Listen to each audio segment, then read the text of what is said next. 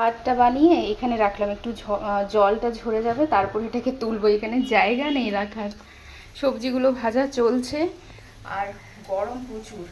রান্নাবান্না করে তারপরে একটু ফ্রেশ হব, হাত মুখ ধুবো, একটু স্নান।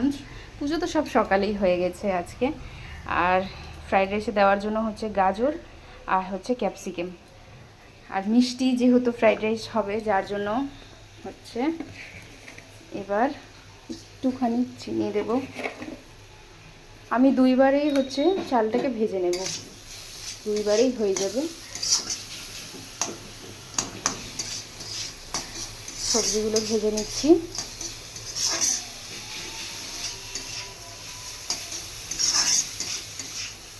তারপরে চালটা তুলে দিয়ে দেব। আর এদিকে তো হয়ে গেল এটা চিলি চিকেন। পরে আর একবার দেখাবো কি কি রান্না করছি।